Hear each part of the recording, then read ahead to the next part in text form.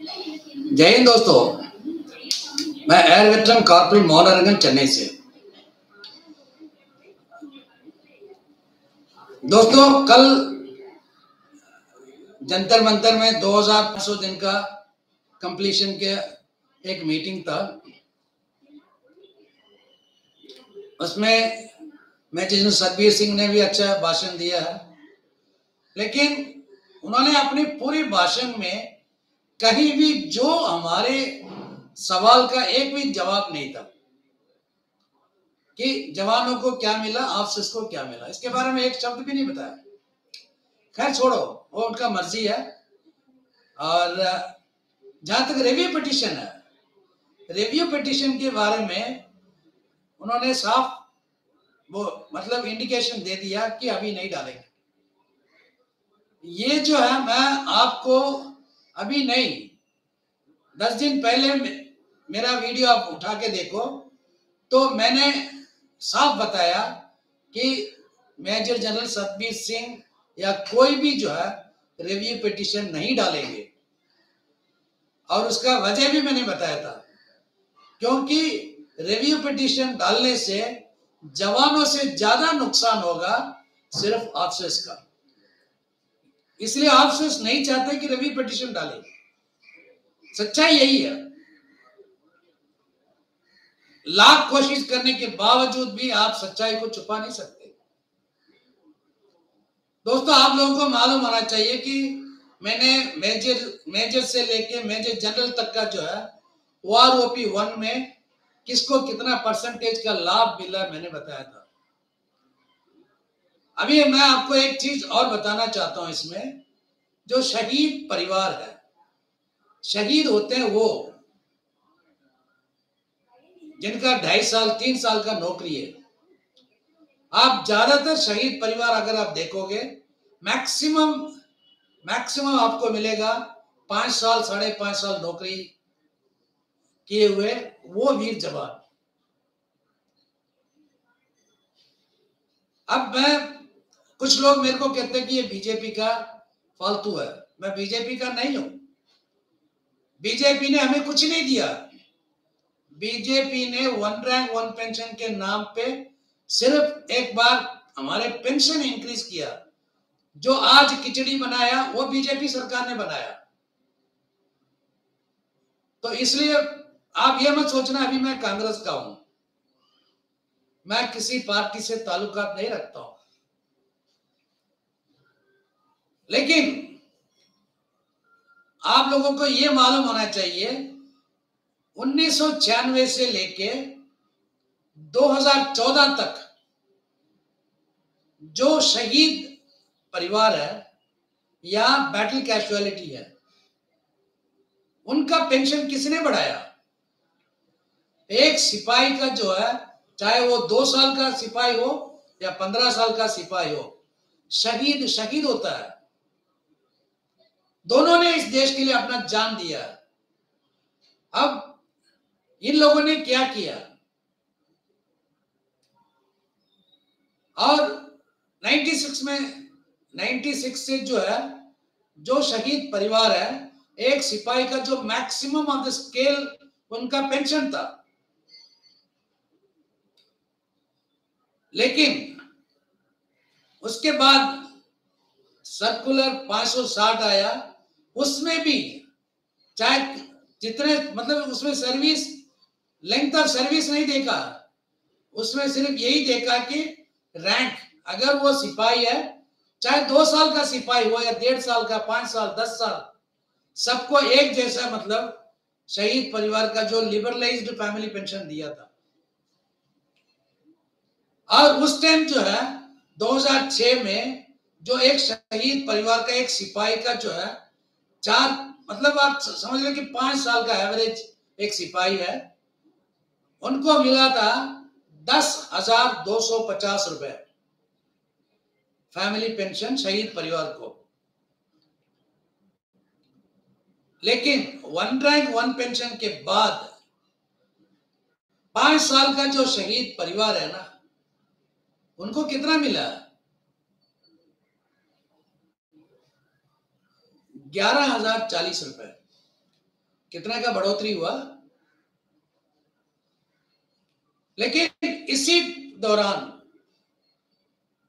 2006 का जो है एक मेजर की जो फैमिली है उनके फैमिली पेंशन कितने थी? मेजर की फैमिली पेंशन थी 9,342। 9,342 मतलब एक शहीद परिवार की जो सिपाही से कम था एक मेजर की बीवी की फैमिली पेंशन। ओआरओपी के बाद क्या हुआ? ओआरओपी के बाद शहीद परिवार का जो पेंशन कम हो गया और मेजर की बीवी की पेंशन ज्यादा हो गया। लेकिन फिर भी ये लोग खुश नहीं है। हमें 1 रैंक 1 पेंशन मिला नहीं है, हमें 1 रैंक 1 पेंशन नहीं मिला। शर्म आता है आप लोगों को देख के। इस देश के लिए जो जान देता है, जो सिपाही, वीर सिपाही, उनके साथ अन्याय हुआ ये आपको आपके नजर में नहीं है। उसके बारे में आपने कभी बात किया? ये 2500 दिन में एक शहीद परिवार के साथ किस तरह का नाइंसाफी हुआ।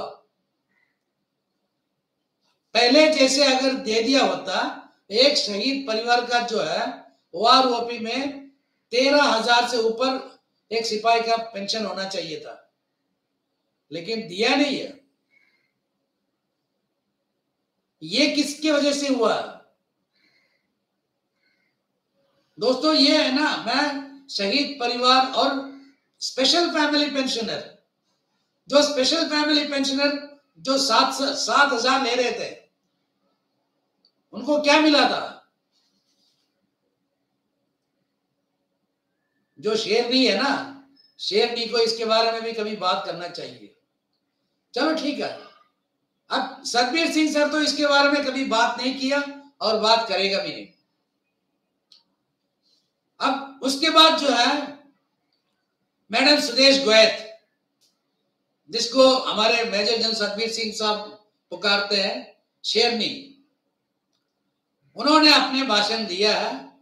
तो उन्होंने ये कहा कि हमारे ये हमारे बीच में जो है एक डिवीजन करना चाहते हैं गवर्नमेंट। कुछ लोग कहते हैं कि ये लड़ाई अफसर के लिए हम लड़ रहे हैं, ये उनका गलतफहमी है। मैडम गलतफहमी नहीं है, ये सच है। आप बताओ, अगर गलतफहमी है तो हमारी गलतफहमी दूर करो। अभी भी हम बता रहे हैं जो लड़ाई अभी हो रहा है, जो कुछ हो रहा है, ये ऑफिसर्स की भलाई के लिए हो रहा है, जवानों की भलाई के लिए नहीं है। अगर जवानों की भलाई के लिए अगर आप लड़ रहे हैं तो आपको सबसे पहले ये बोलना चाहिए 58 साल 56 साल की उम्र में जो रिटायर होता है उनसे ज्यादा परसेंटेज की तुलना में जो 40 साल में जो रिटायर होता है जवान, उनको मिलना चाहिए। ना आपने पहले बताया ना अब बताएंगे। ये रिव्यू पिटीशन आप नहीं डालेंगे, मैंने चैलेंज किया था 10 दिन पहले। हाँ, अब मैं कह रहा हूं आप रिव्यू पिटीशन डालेंगे ओआरओपी 2 लागू होने के बाद, क्योंकि ये फितरत है आप लोगों का। ओआरओपी 1 लागू होने से पहले हर टीवी डिबेट में जनरल से लेके कर्नल तक, या आप नीचे से ले लो, एक कर्नल से लेके जनरल तक टीवी डिबेट में आया। और ओआरओपी जवान जो 40 साल की उम्र में जो बाहर जाते हैं उनके लिए लागू होना चाहिए, ये सारे भाषण दिया था। लेकिन भाषण देने के बाद ओआरओपी 1 टेबल जब निकलने के बाद अब कहां गए सब?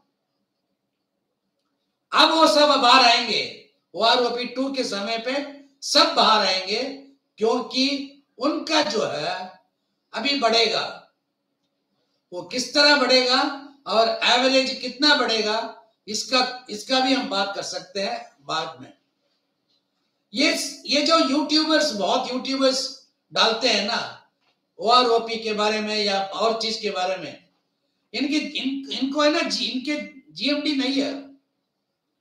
अगर जीएमडी होता तो ये तुलना करता एक लेफ्टिनेंट कर्नल से लेकर मेजर जनरल तक ओआरओपी 2 में कितना बढ़ेगा करके।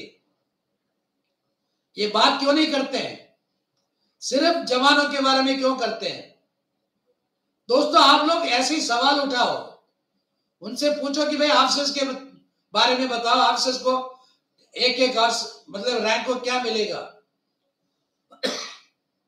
तब आपको मालूम पड़ेगा असलियत क्या है। दोस्तों, कभी भी एक पिंजरे के अंदर शेर और बकरी प्यार से नहीं रह सकते। अगर ऑफिसर अपने लिए पैदा नहीं होता तो फिर वो आएगा ही नहीं। ऑफिसर्स क्यों नहीं बात करते हैं कि एमएसपी सबके लिए बराबर होना चाहिए? जो सर्विंग में है, जो मतलब खुली हवा में बर्फ के मतलब स्नोफॉल के नीचे जो खड़ा है या रेगिस्तान में है, उनको मतलब इक्वल होना चाहिए ग्लेशियर अलाउंस। क्यों नहीं बात करते हैं?